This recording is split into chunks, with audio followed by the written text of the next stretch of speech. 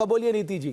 सबसे पहले तो मैं करबद्ध हाथों से न्यूज नेशन के इस मंच के माध्यम से आदित्यनाथ योगी जी और भारत की सरकार, प्रधानमंत्री मोदी जी से मैं निवेदन करती हूँ कि गौ हत्या इस राष्ट्र में बंद होनी चाहिए, उनको राजमाता की घोषणा करनी चाहिए।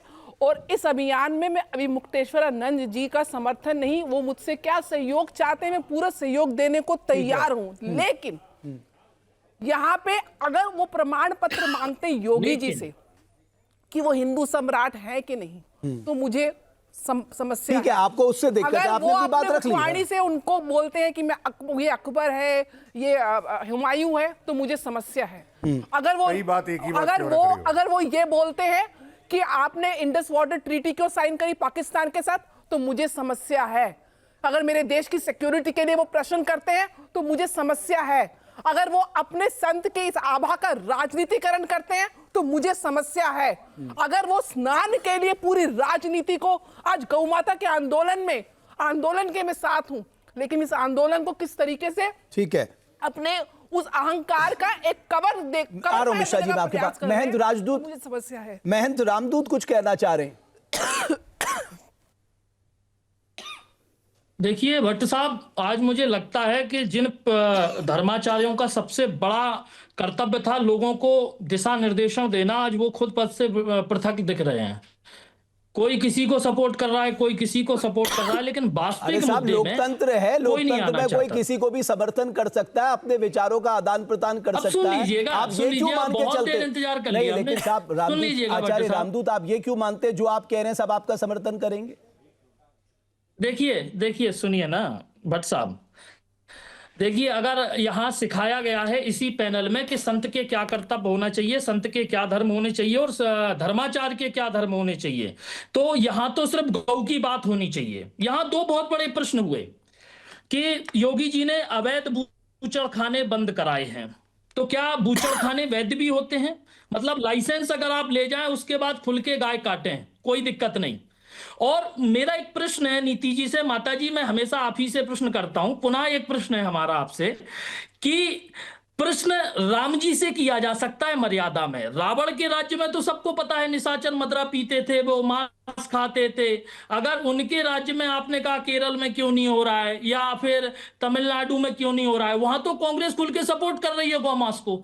अब यूपी से शुरुआत इसलिए हुई कि यूपी में एक धर्माचार्य खुद योगी, जिनकी महिमा मंडन इतने दिनों से हम सुन रहे हैं, अगर उसके राज्य में खुलेआम शराब बिक रही है, उसके राज्य में अगर गौ हत्या हो रही है खुलेआम, तो उससे तो प्रश्न कर सकते हैं ना। राम जी के राज्य में तो ये कहते हैं कि दैहिक दैविक भौतिक तापा राम राज्य काहू नहीं व्यापा। और अगर राम के ही राज्य में स्वयं योगी पीठाधीश्वर हो और उस राज्य के शासक भी हो और उनके राज्य में गौ हत्या हो रही हो, तो भाई पूछा जाएगा ना।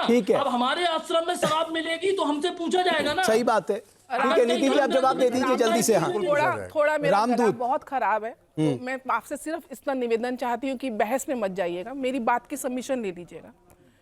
योगी जी के राज से प्रारंभ हो रहा है, मुझे इसमें समस्या नहीं है, लेकिन योगी जी को पहले राजनीतिक टूल किट का हिस्सा बना के अब योगी जी के राज की तरफ पूरी पृष्ठभूमि को घुमाया जा रहा है। आपको राजनीतिकरण लग रहा है? आपको ऐसा क्यों लग रहा है? मोदी क्या, मैं बता रही हूँ, योगी या मोदी सर्वगुण संपन्न मुझे बता दी, सर्वगुण संपन्न है, ईश्वर के अवतार हैं, क्या गलती उनसे नहीं हो सकती है? आपको ऐसा क्यों लग रहा है कि मोदी जी को या योगी जी को टारगेट किया जा रहा है? अगर आज चलिए छोड़िए मुझे बात रखने दीजिए। रामदूत जी, मेरा गला खराब है, सुन लीजिए ना। एक निवेदन, आज सिर्फ गौ माता की बात हुई है, अभी 4 लाख मंदिर शासन के अधीन है उसकी बात होगी, तो क्या सिर्फ बीजेपी को टारगेट किया जाए? ठीक है, अभी मेरे पास बहुत कम समय, मेरे पास कम समय में जवाब देने दीजिए। अभी आपकी बात आ गई, मेरे पास टाइम, आपके गला वैसे ही बहुत दर्द है। प्लीज कि मान जाओ तो पास है हम, न मानो तो फासले है बहुत।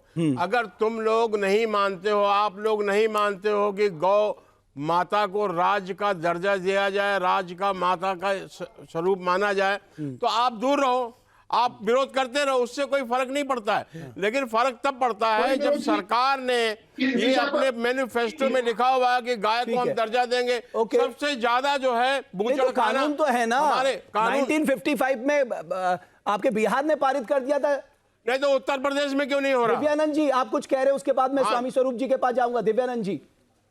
नहीं, यहाँ बातें हो रही है कि राजमाता को घोषित करने में जो विरोध कर रहे हैं, पैनल में कोई भी बैठे व्यक्ति इस विषय का विरोध नहीं किया है, मैं भी नहीं किया हूँ। अपने वक्तव्य में पहला लाइन मैंने बताया कि मैं समर्थन करता हूँ इस विषय का, इसमें जो सेवा मेरी दे पाएंगे पूरा जीवन भर देते रहेंगे इस काम के लिए, मैं धन्य हूँगा। विरोध कोई भी नहीं कर रहा। ठीक है, आपकी बात आगे। स्वामी आनंद स्वरूप जी, चारों शंकराचार्य साथ क्यों नहीं आ जाते इस मामले में?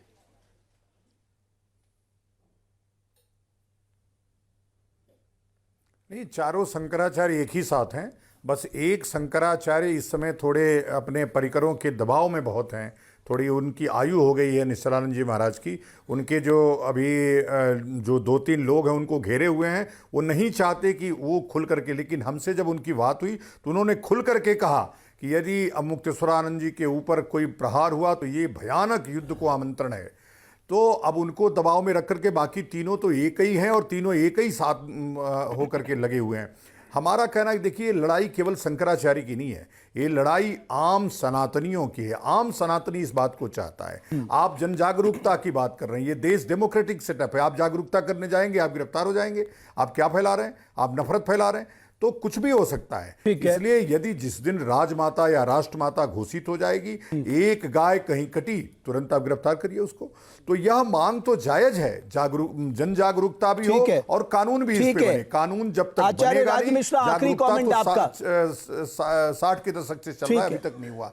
हम शंकराचार्य के इस आंदोलन में एक साथ। मेरा बस इतना मानना है कि गाय या तो कटेगी या रोडों पर एक्सीडेंट से मारी जाएगी। अगर इस प्रकार हम लोग करते रहेंगे, कोशिश ये होना चाहिए कि हम पूरे भारत का भ्रमण करके लोगों का गाय के प्रति प्रेम जागृत करें और गाय को पालने के प्रति उनको प्रोत्साहित करें। ये हक मांगना है भाई।